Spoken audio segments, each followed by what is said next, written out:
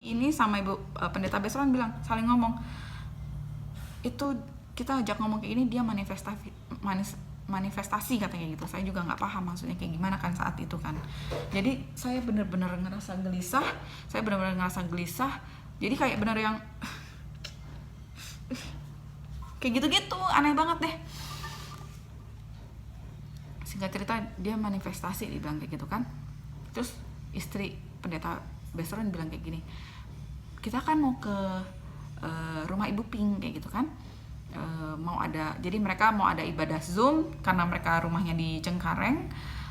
Dari BSD kan jauh nih, mau jam 7 acaranya, jadi mampirlah dulu ke ke Ibu Pink, pendoa mereka gitu kan, agar bisa ibadah Zoom dari rumah Ibu Pink. Nah mereka menawarkan, Kak Mary mau nggak ikut katanya itu ke rumah Ibu Pink. Ibu Pink ini kebetulan pendoa kita gitu, agar Kak Mary tuntas didoakan katanya, karena sepertinya Kak Mary itu belum tuntas didoakan katanya gitu. Belum tuntas yang di dalam itu belum tuntas kayak gitu, karena ada beberapa hal yang diomongin sama mereka. Aku reaksinya tuh yang kayak tadi, yang kayak mereka sebut itu manifestasi gitu kan. Nah terus saya bilang, boleh kalau nggak merepotkan. Saya langsung bilang boleh kalau nggak merepotkan, karena sebenarnya secara pribadi saya sendiri sudah lama memang pengen, maksudnya ya saya tahu keturunan atas saya tuh kayak gimana. Saya ingin memastikan bahwa di dalam saya itu tidak ada aliran atau warisan sesuatu, walaupun saya nggak pernah melakukan itu gitu kan. Tapi saya hanya ingin mencegah, tidak ingin sesuatu tuh yang dari nenek moyang itu turun ke saya, hanya ingin itu sebenarnya. Saya bilang iya mau kayak gitu kan. Singkat cerita kami ke sana, kami ke rumah Ibu Pink, melakukan ibadah Zoom dulu. Itu masih setengah-setengah tuh, saya setengah dengerin, oh iya oh gini tentang perisai doa, tapi setengah kayak ngeblank juga kayak gitu. Singkat cerita udah selesai ibadah, Ibu Pink ini duduk depan saya, duduk depan aku. Aku tuh langsung, aduh kalau ingat itu, aku tuh langsung takut banget sama Ibu Pink. Takutnya tuh takut banget kayak gitu loh. Aku tuh takutnya tuh takut banget kayak gitu. Jadi aku tuh sedih karena aku kayak nge-review lagi, flashback gimana ketakutannya aku gitu.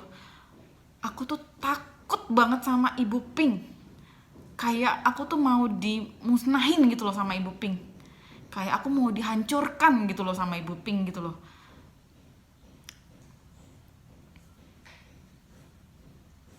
Ya, terus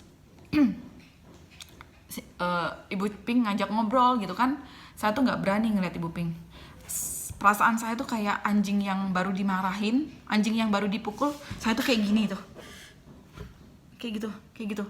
Terus diajak ngomong tuh yang kayak gini, terus ngeliat ke bawah kayak gitu, nggak berani kayak ngomong kayak gini gitu, nggak berani. Saya tuh kayak anjing di pinggiran pojokan gitu yang habis dipukul. Saya tuh kayak gini gitu. Ngeliat Ibu Pink tuh juga kayak gini, nggak berani ngeliat Ibu Pink, kayak takut gitu. Jadi ada lemari di situ kan, saya bersender di lemari tuh, semakin bersender kayak gitu kan, kayak nyari pojokan kayak gitu.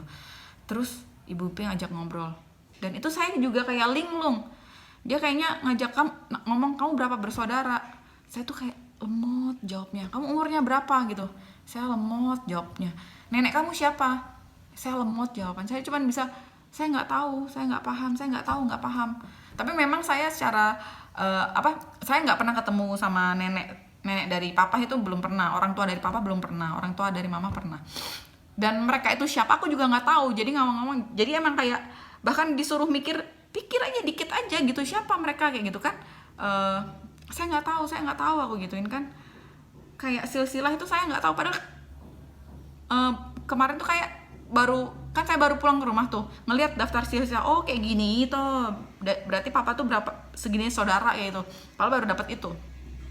Tapi saya kayak orang linglung kayak gitu kan, saya nggak bisa jawab. Terus ditanya nama mama siapa, nama papa siapa, orang marganya apa gitu kan. Oh ya, Ribu Bangun kalau nggak salah marganya, saya bilang kayak gitu kan. Ya sudah. Nah, oh ya satu lagi, oh ya Ibu Pink bilang gini, kamu ini diwarisin katanya gitu kan.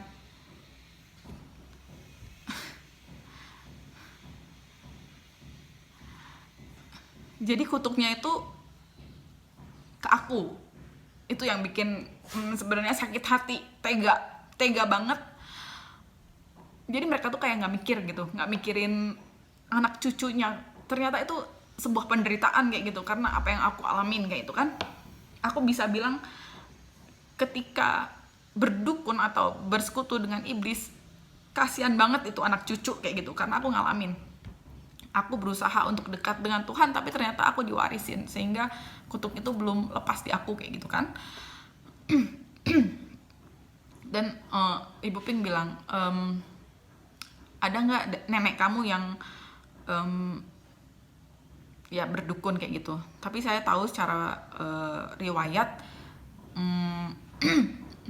kalau Ribu itu, ibu dari papa itu memang dukun.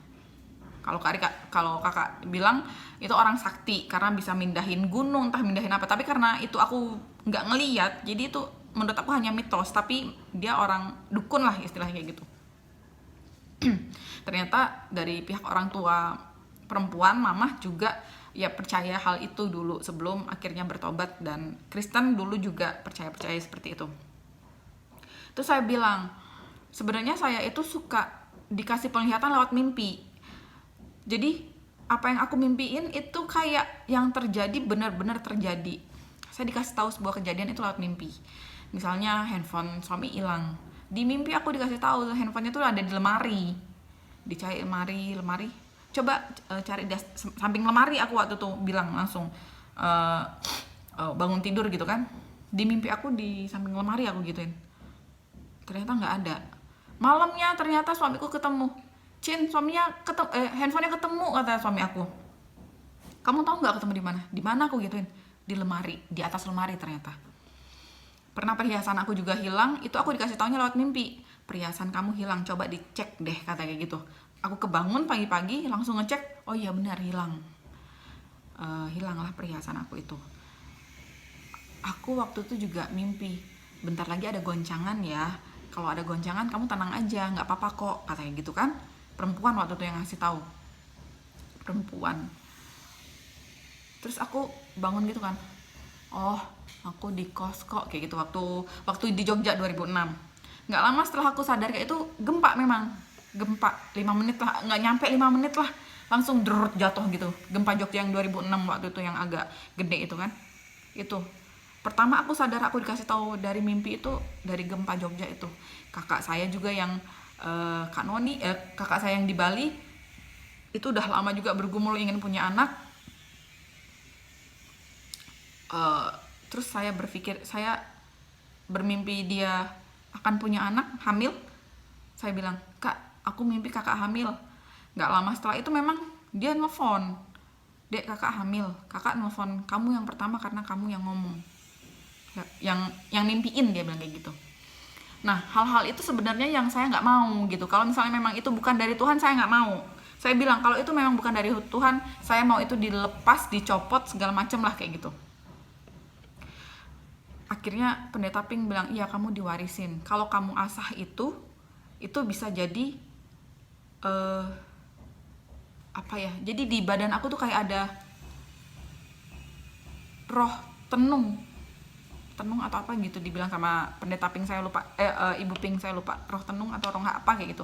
Terus nanya, kamu sama papa kamu sakit-sakitan nggak, katanya gitu. Iya, aku gituin. Kamu sakit-sakitan nggak? Iya. Berarti nenek kamu tuh dulu dukun penyembuh, katanya kayak gitu. Jadi ketika kita bersekutu dengan setan, udah dibilang ya, selalu dibilang sama pendeta-pendeta itu, banyak yang bilang, semua pokoknya bilang setan itu tidak bisa menciptakan, dia hanya manipulasi dan juga mencuri. Jadi kalau kamu sakit, kalian sakit terus ke dukun, itu berarti dia ngambil kesehatan keturunanmu. Dan itulah yang terjadi sama aku sekarang. Aku tuh sakit-sakitan.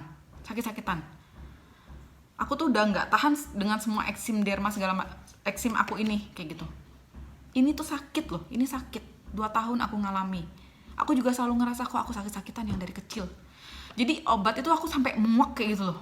Kalau misalnya ada obat yang nggak perlu diminum, aku akhirnya nggak minum kayak itu. Kecuali antibiotik itu karena emang harus habis, akhirnya aku habisin itu. Dan obat sisa-sisa lainnya yang emang nggak wajib minum, aku tuh males karena udah muak banget dengan obat kayak gitu kan.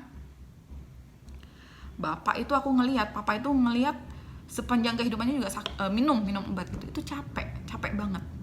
Dan itu karena kesehatan kami diambil duluan, deposit lah istilahnya. Dideposit duluan sama nenek. Begitu juga kalau misalnya kita ke dukun untuk minta kekayaan. Jangan sekali-sekali. Karena itu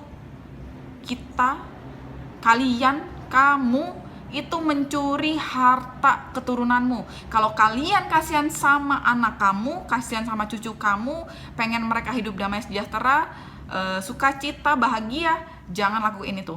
Karena anak cucu kamu yang akan nanggung. Kalau kamu nggak sayang sama mereka, kamu akan ngelakuin itu. Tapi kalau kamu sayang sama mereka, kamu akan berpikir, gimana ya nanti anak aku, gimana kehidupan anak aku. Karena kalau misalnya saya mau kaya nih, saya ke dukun, jadi berkat-berkat atau berkat-berkat anak cucumu itu diambil duluan untuk kamu sekarang kayak gitu. Dan ketika kamu meninggal, anak cucu kamu itu, anak kamu itu yang kamu jadiin alasan untuk kaya itu akan hidupnya melarat. Cucu kamu juga begitu.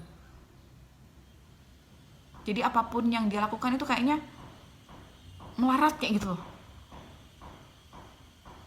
Aku nggak bilang semua orang gimana, saya nggak bisa bilang tentang rezeki ya, nggak bisa, karena rezeki itu memang udah diatur kayak gitu kan, sudah ada porsi-porsinya. Nah tapi ketika porsi itu udah diambil duluan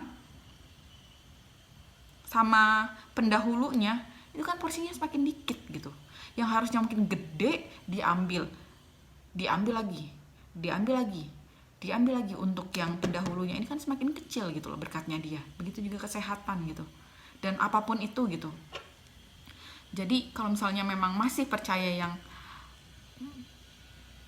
kayak gitu-gitu, minyak tradisional kayak gitu yang memang ada kalau orang Karo bilang tuh tabas-tabasnya, ada doa-doanya untuk nyembuhin kita, untuk bikin kita sehat, hati-hatilah sama itu, karena itu akan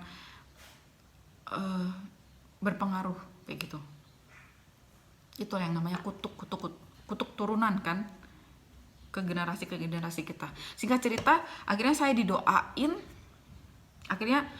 Waktu belumlah didoain gitu kan, baru mereka bilang yuk doa sekarang kayak gitu kan, baru ngangkat pujian penyembahan haleluya, baru bilang kayak gitu, aku tuh langsung astaga ya Tuhan, aku kalau ingat itu tuh ketakutanku tuh luar biasa takut. Aku ngerasa aku tuh sesuatu yang ingin dimusnahkan, dihancurkan, ingin ditarik dari badan aku kayak gitu. Aku tuh sebuah entitas yang berbeda dari diriku kayak tuh, entitas berbeda yang ingin ditarik, dihancurkan.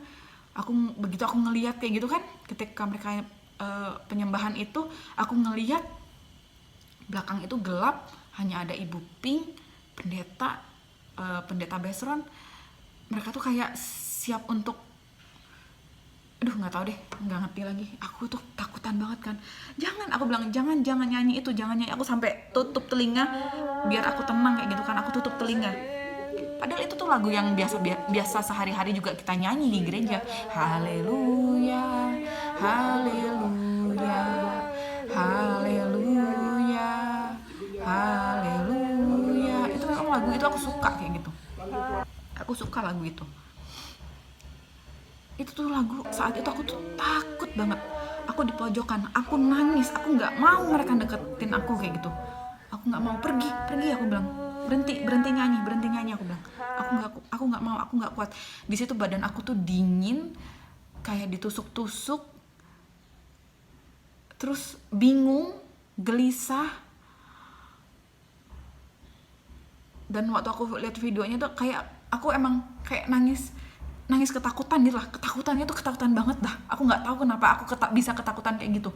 Kalau secara sadar sekarang kita ketemu gitu, kita ngobrol ya biasa aja gitu kan, nyanyi lagu itu juga ya biasa aja. Tapi saat itu tuh aku ketakutan luar biasa. Makanya aku bilang jangan sampai anak cucu itu merasakan, karena ketika dilakukan pelepasan itu kasihan kayak gitu. Karena aku udah ngerasain ya itu. Dan itu tuh kayak aku kayak ya ampun, kenapa aku harus ngalamin ini gitu kan. Ketika aku pelepasan itu aku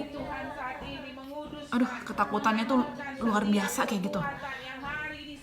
Aku tuh kayak sadar kayak aku akan dihancurkan kayak gitu kan. Aku bakal dihancurin nih, aku nggak mau. Aku kayak bakal ditarik nih dari badan ini, aku nggak mau, aku gitu. Makanya aku harus berontak kayak gitu. Terus mereka doain. Terus aku tadinya nggak mau ini kan, nggak mau doa juga kan. Aku kayak sibuk untuk ngusir-ngusirin mereka gitu kan. Terus Ibu Ping bilang, kamu harus ngelawan Mary, ayo kamu harus ngelawan, kamu harus doa, kamu harus ngelawan, jangan diikutin kayak gitu kan, jangan diikutin, kamu harus ngelawan, kamu juga harus doa gitu kan. Sampai pada akhirnya aku ikut doa gitu kan. Aku ikut doa.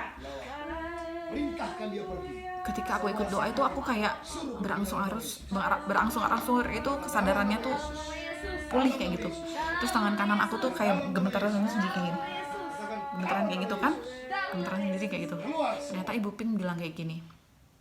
Ketika aku gemetaran itu, dia tuh sebelumnya tuh ngeliat aku kayak pakai gelang hitam. Ibu Ping pikir aku biasa naik motor, terus tangannya belang gitu kan, sama ada gelang hitamnya kayak gini kan, kayak dari sini ke sini hitam kayak gitu kan. Nah, tapi ternyata Ibu Ping itu bilang, tapi semakin lama semakin memudar gitu, dengan kayak gelang hitam terus ke sini, dengan semakin lama ke sini asap hitam itu kayak semakin juga ikut keluar kayak gitu, kata Ibu Ping. Sampai akhirnya kulitnya normal lagi, kata Ibu Ping. Saya kan nggak bisa ngelihat ya, saya cuman dikasih tahu Ibu Ping, oh kayak gitu ternyata yang terjadi gitu kan. Nah, setelah itu keluar bersamaan dengan Ibu Ping bilang ini mungkin sebentar lagi sadar. Nah, bersamaan Ibu Ping bilang itu, saya dengar kan, saya juga sadar soalnya, jadi saya dengar gitu kan. Jadi sebelumnya tuh mereka doa apa tuh saya juga kayak nggak tahu mereka tuh ngomong apa, kayak cuman kayak gitu kan. Memang ngomong ya mendoakan, memang ada bahasa roh juga, tapi kayak yang waktu mendoakan itu kayak cuman sepintas lewat gitu, nggak tahu ngomongin apa. Nah, ketika saya ikut berdoa ngikutin kata-kata Ibu Ping itu, yang saya gemetaran itu yang ada asap keluar, nah situ saya mulai pulih gitu kan, sadar lagi. Ketika saya sadar, diajak ngomong, udah nyambung, yang ngomong kayak sekarang aja kita ngomong sekarang, ngomongnya kayak gitu, nggak yang kayak ketakutan lagi, kayak yang gelisah itu udah nggak ada lagi sama sekali. Nah, di situ memang saya kayak kosong kayak gitu. Makanya kakak saya tuh bilang kayak gini, Kak Joli tuh bilang, itu udah kosong, itu harus diisi lagi, jangan didiemin, harus diisi dengan kita baca firman, dengar lagu penyembahan, dengarlah YouTube itu yang tentang firman, doa. Itu untuk ngisi itu, karena kita kosong. Jadi kalau pemulihan itu, saya kasih tahu sekali lagi ya, pemulihan itu saya juga dikasih tahu kayak gitu. Pemulihan itu nggak bisa mentang-mentang kita udah di pemulihan, udah didoain langsung suci, itu nggak bisa sama sekali. Inilah saatnya saya untuk bergumul, untuk mengisi itu kekosongan saya itu dengan firman, dengan lagu-lagu penyembahan, dengan doa, ketika kalau memang saya ingin jadi orang yang lebih baik. Karena kalau saya diemin tetap kosong, ya akan balik seperti semula. Bahkan kalau nggak salah di Alkitab juga dikatakan, kalau misalnya udah diusir tapi kita tetap biarin rumah itu kosong, badan kita itu kosong, setan itu akan datang 7 kali lebih dahsyat dari sebelumnya. Ada rumah nih, ada orangnya, terus pemilik rumah tuh datang, khusus kalian ngapain sih di sini gitu kan, kosong.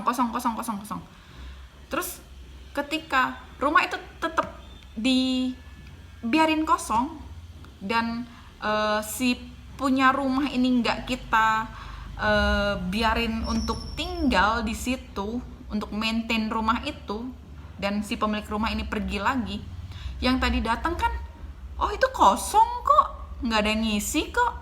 Yang tadinya penghuni lama ini kan datang lagi, oh itu kosong kok, nggak ada isinya kok. Ya udah, kita di situ lagi aja, ajak aja teman-teman kita sekalian biar rame. Orang itu nggak ada isinya kok, itu rumah kosong. Itu juga kayak hati kita. Hati kita ada penghuni yang tidak diinginkan, udah dikeluarkan. Tapi kalau misalnya kita biarkan kosong, nggak kita undang Tuhan ke dalam hati kita, itu dia akan, penghuni lama itu akan datang lagi ke kita gitu. Jadi itu katanya sih kayak gitu. Jadi ini kayak masih pergumulan aku, perjuangan aku untuk mengisi kekosongan itu dengan rohani, hal-hal yang berbau rohani, ayat, firman. Dan aku harus bergumul, berjuang untuk melawan kemalasan aku dalam hal membaca Alkitab segala macem kayak gitu kan. Minimal kalau misalnya lagu itu suka tiap pagi kadang suka pasang kayak gitu. Nah itu penyembahan, baca firman, sama ikut ibadah renungan pagi kayak gitu-gitu. Jadi ketika kita pelepasan bukan berarti kita suci, tapi ketika kita mulai pelepasan itu tugas kita untuk mengisi. Dan mulai dari kemarin malam tanggal 1, tanggal 30 ya, tanggal 30 November itu tugas aku untuk mengisi kekosongan itu kayak gitu. Jadi bukan berarti aku pelepasan terus tiba-tiba suci, enggak juga. Aku masih yang dulu, tapi secara rohani aku ingin berubah. Ketika aku ingin berubah, aku harus berjuang untuk semakin dekat sama Tuhan kayak gitu.